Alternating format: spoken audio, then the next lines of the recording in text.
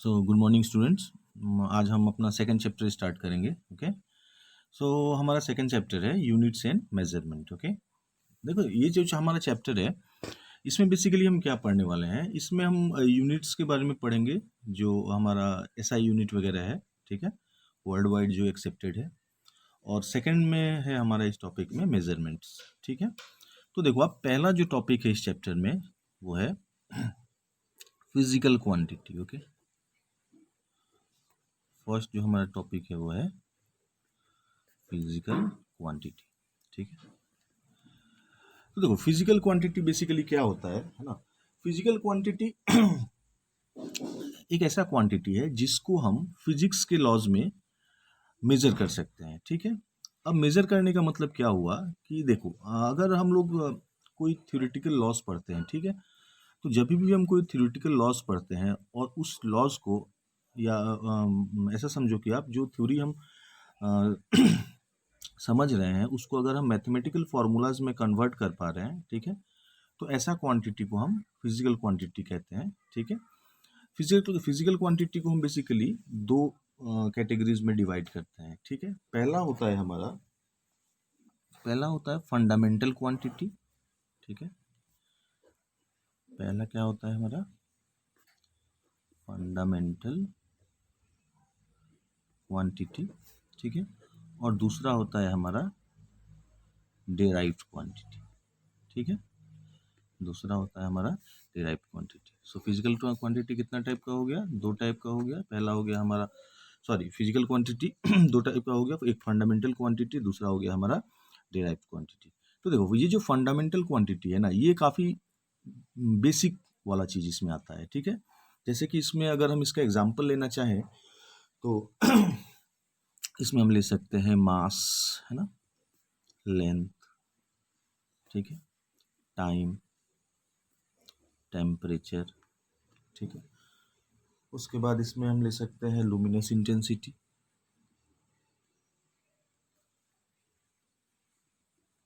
ठीक है, इस टाइप से बहुत सारा है ना। ये टोटल 7 होता है। ठीक है, फिजिकल क्वांटिटी 7 होता है। अमाउंट ऑफ सब्सटेंस लिख ही देता हूँ मैं। अमाउंट ऑफ सब्सटेंस कितना हुआ, 1 2 3 4 5, है ना। देन अमाउंट ऑफ सब्सटेंस को बेसिकली हम लोग मोल में मेजर करते हैं। ये हो गया हमारा एक लुमिनस इंटेंसिटी, ये हो गया amount of substance, temperature, length, mass, time, और एक होता है हमारा करंट के लिए।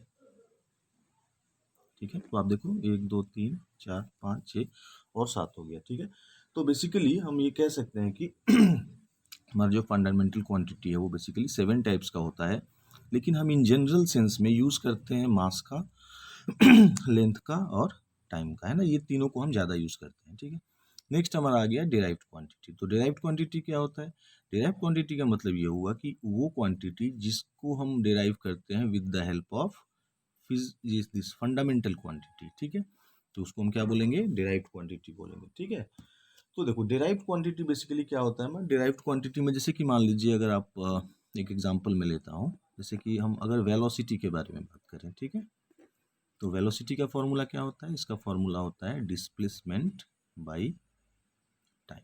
ठीक है, तो देखो आप डिस्प्लेसमेंट में हमारा क्या आ जाएगा, डिस्प्लेसमेंट एक टाइप का लेंथ होता है हमारा, है ना, और टाइम तो टाइम ही होता है। तो टाइम हम लोगों ने यहाँ से लिया, तो यहाँ पे टाइम था, है ना।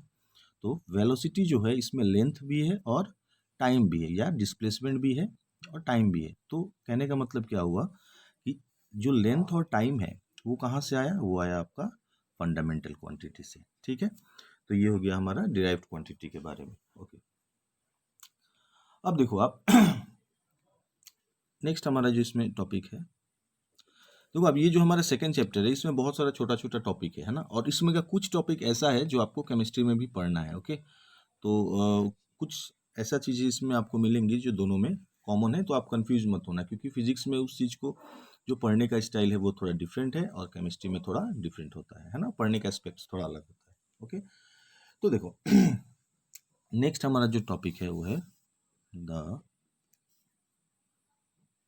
International system of units. ठीक है। तो देखो ये जो हमारा टॉपिक है the international system of units, इसमें बेसिकली हमको क्या जानना है वो देखते हैं। इसको हम इन शॉर्ट एसआई यूनिट भी बोलते हैं, ठीक है। तो होता क्या है इसमें, देखो जैसे कि मान लो ये हमारा कंट्री, मैं एग्जांपल लेता हूँ, ये हमारा कंट्री है सपोज इंडिया, ओके।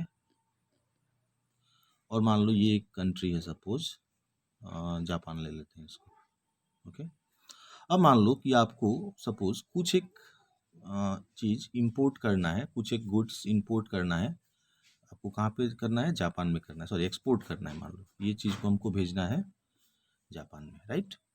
अब मान लो आपने यहाँ पे उसको मेज़र किया, लाइक मान लो हमको अगर शुगर भेजना है, ठीक है। आपने सपोज उसको मेजर किया 5 kg, ओके। और आपने बोला कि ये 5 kg को हम सेल कर रहे हैं जापान को कितना में, से 100 रुपीज़ पर kg, ठीक है। अब देखो आप, इसका ज़रूरत इसमें क्या है, अगर आप किसी चीज़ को यहाँ पे 5 kg मेज़र कर रहे हो, आपने मेज़र तो किया इसको इंडिया में, है ना। और वो सेम चीज़ कहाँ जा रहा है, जापान जा रहा है। तो उसके पास भी तो ये सेम मेजरिंग टूल होना चाहिए, तब तो ये चीज़ दोनों मिलके यूनिफाइड होगा ना, ये सिस्टम। समझ में आ रहा है आपको। आपने मेजर किया इसको 5 kg, और यहाँ पे मान लो उसका मेजरिंग टूल में ये कुछ और सिस्टम में इसको मेजर करे, है ना। तो वो चीज़ हम नहीं कर सकते हैं, ठीक है।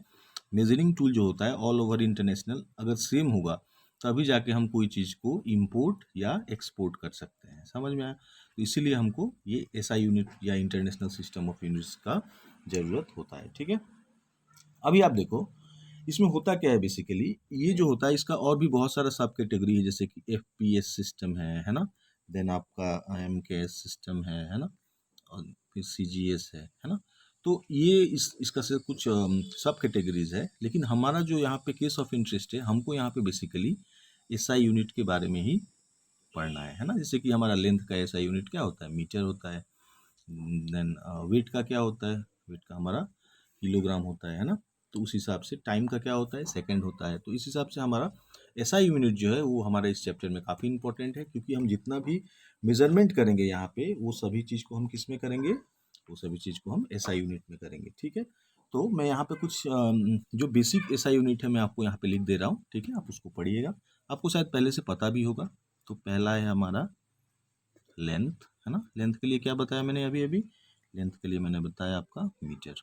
नेक्स्ट हमारा क्या है, नेक्स्ट है हमारा मास। मास के लिए हमारा क्या होता है, इसके लिए होता है केजी। नेक्स्ट नेक्स्ट होता हमारा क्या होता है, टाइम। टाइम के लिए हमारा क्या होता है, टाइम के लिए हमारा होता है सेकंड, ठीक है। नेक्स्ट हमारा क्या है, इलेक्ट्रिक करंट। इलेक्ट्रिक करंट के लिए हमारा क्या होता है, ये होता है एम्पियर, है ना। इसका सिंबल ये होता है, इसको हम लिखते हैं एसीसी। केजी तो केजी है, मीटर के लिए आप स्मॉल एम लिखते हैं, ठीक। आप एक चीज़ यहाँ ऑब्जर्व कीजिए कि यहाँ पे जो हम लोगों ने थोड़ा देर पहले डिस्कस किया था कि हमारा फंडामेंटल क्वांटिटी कितना है, 7 है ना। टोटल कितना था, ये 7 फंडामेंटल क्वांटिटी था। अभी हम फिलहाल उसी के बारे में यहाँ डिस्कस कर रहे हैं एक एक करके, ठीक है। नेक्स्ट है हमारा नंबर ई, क्या है हमारा, नेक्स्ट है हमारा टेम्परेचर, है ना। टेम्परेचर भी था आई थिंक, यस। तो टेम्परेचर को हम किस में मेजर करते हैं, इसको हम मेजर करते हैं केल्विन में, ठीक है। जैसे वैसे आप लोग सेंटीग्रेड वगैरह में सुना होगा पहले, या फ़ारेनहाइट में, लेकिन ऐसा यूनिट हमारा केल्विन होता है। हम आगे जाके पढ़ेंगे कि सेंटीग्रेड, केल्विन और फ़ारेनहाइट वगैरह में क्या रिलेशन है, हम आगे जाके देखेंगे, ठीक है। देन हमारा नेक्स्ट क्या था, नेक्स्ट था हमारा अमाउंट ऑफ सब्सटेंस, ठीक है। अमाउंट ऑफ सब्सटेंस, ठीक है। तो अमाउंट ऑफ सब्सटेंस क्या होता है भाई, ये होता है मोल, है ना। इसको हम मोल में मेजर करते हैं। ये आपको केमिस्ट्री में पढ़ने को मिलेगा, मोल कॉन्सेप्ट, है ना, फर्स्ट चैप्टर में। नेक्स्ट है हमारा नंबर जी, इसमें हमको क्या था, लुमिनस इंटेंसिटी, ठीक है। लुमिनस इंटेंसिटी, देखो लुमिनस इंटेंसिटी जो है ना, लुमिनस इंटेंसिटी का मतलब थोड़ा हम जान लेते हैं, क्योंकि ये सब तो हमको पता है, थोड़ा हम यूज टू हैं इससे। लुमिनस इंटेंसिटी का मतलब होता है, जैसे आप मान लीजिए एक बल्ब आपने ग्लो किया, है ना। अब इस बल्ब से बहुत सारा लाइट रेज निकलेगा, है ना। ज़्यादा पावर का बल्ब होगा तो ये लाइट रेज काफ़ी स्ट्रांग होगा, कम पावर का होगा तो थोड़ा कम स्ट्रांग होगा। तो इसी का जो इंटेंसिटी होता है इस लाइट रेज का, उसी को हम बोलते हैं लुमिनस इंटेंसिटी, ठीक है। तो लुमिनस इंटेंसिटी का क्या होता है, इसका होता है कैंडेला। क्या होता है इसका, कैंडेला, है ना। तो कैंडेला को हम डिनोट करते हैं CD से, है ना। तो ये हो गया हमारा बेसिक 7 फंडामेंटल क्वांटिटीज, ठीक है। चलो आगे देखते हैं हम क्या है हमारा नेक्स्ट। तो नेक्स्ट टॉपिक हमारा आज का है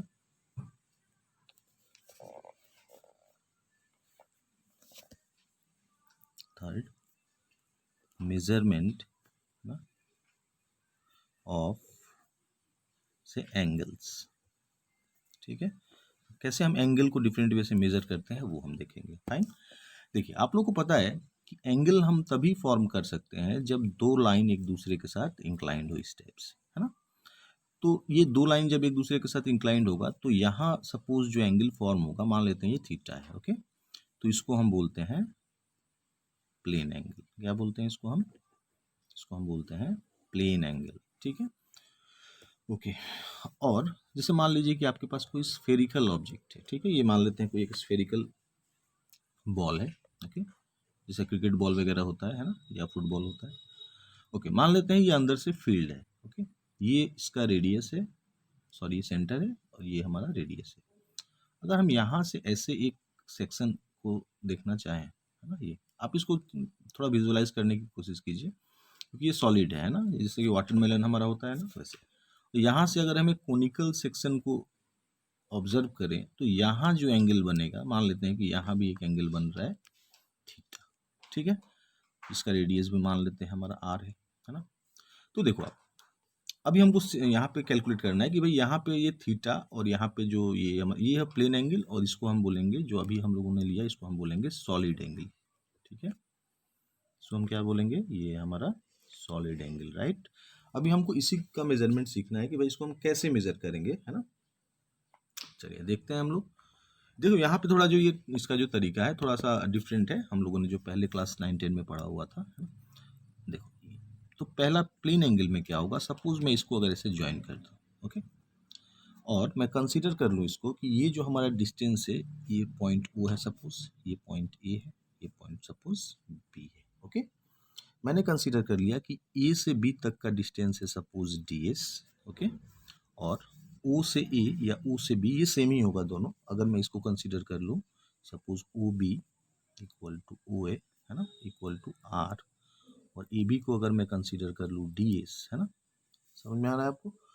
तो ये देखो यहाँ पे ये जो एंगल मैंने थीटा कंसीडर किया है, ठीक है। तो यहाँ पे आपको एक चीज़ जानना होगा कि अगर कोई भी एंगल थोड़ा बड़ा मेजरमेंट अगर उसका होगा तो उसको आप थीटा से डिनोट कर सकते हैं। लेकिन अगर वही एंगल काफ़ी छोटा अगर होगा, जैसे कि आपको दिख रहा होगा कि एंगल थोड़ा छोटा है, हम लोगों ने इसको स्मॉल एंगल कंसीडर किया है। तो अगर थीटा बहुत बड़ा कोई एंगल है, ध्यान से देखो आप, if theta is so big, okay, then D theta will be very small. समझ में आया आपको, अगर थीटा को आप बड़ा से डिनोट कर रहे हो तो D theta will be very small, fine, ठीक है। तो हम यहाँ पे इसको डी थीटा कंसीडर कर लेंगे, राइट। तो डी थीटा को आप कैसे लिखोगे, डी थीटा इक्वल टू होगा आपका D S divided by R. ये हमारा फॉर्मूला होता है how to calculate plane angle, ठीक है। ये हमारा किसका मेजरमेंट हो गया, ये प्लेन एंगल का मेजरमेंट हो गया, ठीक है ना। अभी देखो आप, ये जो फॉर्मूला का डेराइवेशन हमको नहीं पढ़ना है, ठीक है, हमको जस्ट जानना है कि डी थीटा कितना होता है, डी एस बाई आर होता है, ओके। सिमिलरली यहाँ पे अगर हम सॉलिड एंगल को देखें तो सॉलिड एंगल में हम कैसे इसको मेजर करेंगे, ठीक है। मान लेते हैं कि ये एंगल जो यहाँ छोटा सा फॉर्म हुआ है इसको भी हम डी थीटा ही कंसीडर कर लेते हैं, और इसको सपोज हम डी एस कंसीडर करते हैं, ठीक है। वैसे आपके बुक में ये सिंबल थोड़ा डिफरेंट यूज़ किया हुआ है, ये भी कहीं कहीं डिफरेंट यूज़ किया है, इसलिए आपको कंफ्यूज नहीं होना है, ओके ओके फाइन। तो हम देखते हैं इसको। तो यहाँ पे क्या होगा, देखो आप, सेम कॉन्सेप्ट होगा, ये डी थीटा तो रहेगा ही, डी थीटा हमको निकालना ही है, और ये जो डी एस है इसको आप ऊपर रखोगे, राइट, और नीचे में क्या रखोगे, ये आर को रखोगे, है ना, लेकिन यहाँ पे ये आर स्क्वायर होता है, ठीक है। तो ये हो गया हमारा फॉर्मूला किसका, ये हो गया हमारा सॉलिड एंगल का फॉर्मूला, ठीक है।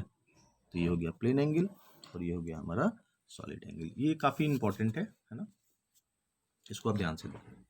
आगे बढ़ते हैं हम, और आगे बढ़ के हम देखते हैं कुछ और यहाँ पे कन्वर्सन क्या क्या है, ओके। तो देखो यहाँ पे एक आपको छोटा सा टॉपिक मिलेगा, है ना, आपके बुक में, ठीक है, एडवांटेजेस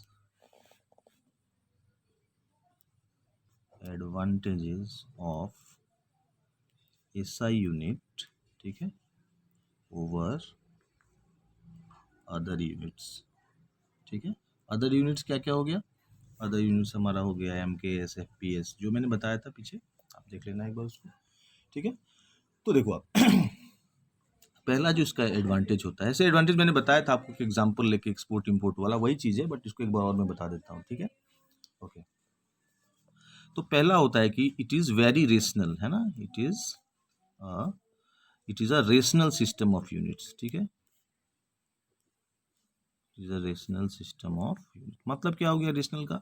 रेशनल का ही मतलब होता है कि ये सभी जगह एक्सेप्टेड है, ठीक है ना, मतलब आप इसको जिस किसी भी वे से मेजर कर सकते हैं, प्लस इसका जो कन्वर्सन है ना, कन्वर्सन भी इसका, जैसे एसआई यूनिट अगर आप लेते हैं तो एसआई यूनिट को आप किसी भी यूनिट में कन्वर्ट कर सकते हैं डिपेंडिंग अपॉन योर रिक्वायरमेंट, है ना। अब देखो ये कैसे होता है बेसिकली, जैसे कि मान लो कि ये जो मैंने पेन लिया है अभी, है ना, और इस पेन का लेंथ अगर आप मेजर करना चाहो तो आप इसको सेंटीमीटर में मेजर करोगे, है ना, पेन का लेंथ आप किस में मेजर करोगे? सेंटीमीटर में करोगे, राइट। लेकिन अगर मैं बोलूँ कि अपने स्कूल से, है ना, स्कूल से, this is suppose your school and this is suppose your home, okay, आप इसका मेजरमेंट करो, और अगर आप बोलोगे कि नहीं मैं इसको भी सेंटीमीटर में ही मेजर करूँगी, क्या करूँगा, तो सेंटीमीटर में हम अपना घर से स्कूल का डिस्टेंस को ऑब्वियसली मेजर कर सकते हैं, बट काफ़ी वो लेंदी सिस्टम होगा, ठीक है। तो इसको हम किस में मेजर करते हैं? इसको हम किलोमीटर में करते हैं। समझ में आया बात? ठीक है। तो कहने का मतलब ये है कि जहाँ पे हमको छोटा मेजरमेंट लेना होता है वहाँ पे हम सेंटीमीटर, इंच, ये सब का यूज़ करते हैं, और जहाँ पे हमको बड़ा डिस्टेंस मेजर करना है, जैसे स्कूल का से घर का डिस्टेंस हो गया, या यहाँ से आपको मान लो गुवाहाटी जाना है तो वो डिस्टेंस हो गया, तो उसको आप सेंटीमीटर में मेजर करोगे तो काफ़ी लेंदी होगा, उसको हम किस में मेजरमेंट करेंगे? तो उसको हम किलोमीटर में मेजर करेंगे, ठीक है, जस्ट अपना कन्वीनियंसी के लिए, ठीक है, ओके।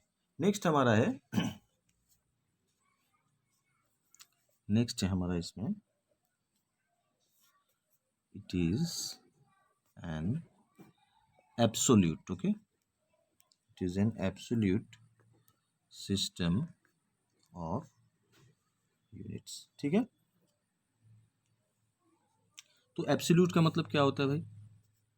एब्सोल्यूट का मतलब क्या होता है? एब्सोल्यूट का मतलब ये होता है कि जैसे कि मैंने आपको बताया कि हमारा बेसिकली हमारा 7 फंडामेंटल यूनिट्स होता है ना, अभी अभी मैंने आपको उसके बारे में डिटेल्ड लिख के बताया, है ना।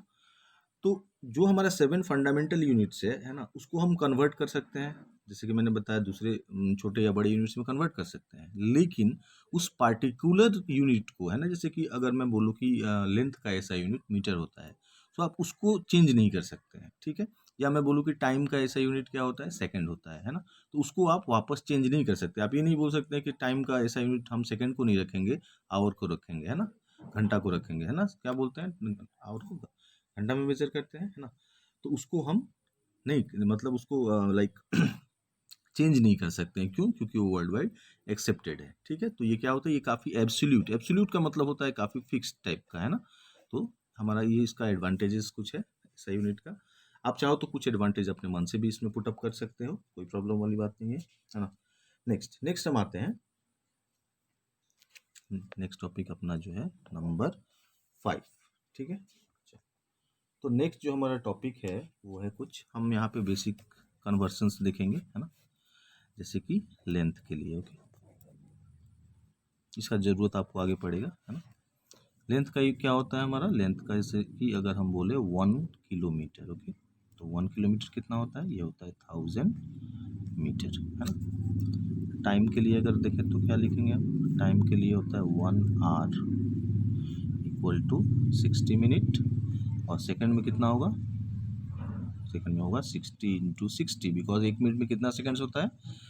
60 सेकंड्स होता है, तो ये हो जाएगा 3600 सेकंड्स, ठीक है, ओके। मास के लिए हम क्या यूज़ करते हैं? मास के लिए 1 kg इक्वल टू 1000 ग्राम, है ना। उसका और भी होता है, क्विंटल होता है, टन होता है, तो हमको उसका फिलहाल ज़रूरत नहीं है, बट आपको पता होना चाहिए कि एक क्विंटल में कितना केजी होता है? 100 kg होता है, ठीक है, ओके। देन और है हमारा करंट। करंट को हम किस में मेजर करते हैं? इसको मेजर करते हैं हम एम्पियर में, ठीक है। इसका फॉर्मूला क्या होता है? एम्पियर का सिंबल ए होता है और ये इसको हम लिखते हैं Q equal to I T. ये क्लास 10 में आप लोगों ने पढ़ा होगा। तो करंट आई होता है, टी टाइम होता है, Q चार्ज होता है ना। तो आई को आप क्या लिख सकते हो? आई को आप लिख सकते हो Q by T, charge by time, है ना। और इसका ऐसा यूनिट क्या हो गया? हो गया एम्पियर, है ना। तो देखो ये जो चार्ज होता है, चार्ज हमारा क्या होता है? चार्ज बेसिकली, चार्ज को हम किस में मेजर करते हैं? चार्ज को हम कूलम्ब में मेजर करते हैं, ठीक है। और टाइम को किसको मेजर करते हैं हम? टाइम को हम सेकंड में मेजर करते हैं ना। तो इसको आप लिख सकते हो कूलम्ब पर सेकंड, ठीक है। तो ये हो गया कुछ बेसिक कन्वर्जन्स, है ना। तो फिलहाल ये जो हमारा चैप्टर है ना, इसका ये फर्स्ट पार्ट हम लोगों ने स्टार्ट किया है, ओके। तो आज के क्लास में हम इसको यहीं पे रखेंगे। आप इसको, इस वीडियो को आप एक दो बार देखो, है ना। काफ़ी इजी है ये फर्स्ट पार्ट इसका, क्योंकि इसमें से मैक्सिमम चीज़ आप लोगों ने पहले ही पढ़ा हुआ है, ये सब तो पहले से पढ़ा हुआ है, बट चूंकि सिलेबस में है तो मैं वापस एक बार रिपीट कर दे रहा हूँ, ठीक है। इसका जो इस चैप्टर का जो सेकंड पार्ट है, राइट, उसमें हमको नया नया चीज़ पढ़ना है, डायमेंशन, देन कैसे हम उसको कन्वर्ट करते हैं, कैसे एक डायमेंशन से दूसरे डायमेंशन में उसको हम शिफ्ट कर सकते हैं, है ना। या किसी भी फिजिकल इक्वेशन जो है, फिजिक्स का जो इक्वेशन है, उसमें हम कैसे उस इक्वेशन का वैलिडिटी को चेक करते हैं। काफ़ी इंटरेस्टिंग टॉपिक है ना। फर्स्ट वाला पार्ट जो है ये थोड़ा आपको शायद बोरिंग लग सकता है, ये पहले से आप लोगों ने पढ़ा हुआ है ना। सेकेंड पार्ट जो हमारा इस चैप्टर का है वो काफ़ी इंटरेस्टिंग है। आप देखो इसको, ये जो मैंने अभी आप लोगों को जो ये बताया चैप्टर, आप इसको अपने कॉपी में लिखने की कोशिश करो, है ना। और अगर आपको पीडीएफ चाहिए तो प्लीज़ मुझे आप कमेंट करके बताओ पीडीएफ चाहिए या नहीं। मुझे व्हाट्सएप में आप मैसेज करो। अगर आपको पीडीएफ चाहिए होगा तो इसका पीडीएफ मेरे पास है। अभी चूंकि करंट नहीं है आज, तो मैं पीडीएफ आपको शायद फिलहाल नहीं दे पाऊंगा, बट अगर आपको पीडीएफ चाहिए तो मैं आपको सेंड कर दूंगा, ठीक है, इवनिंग तक। Thank you.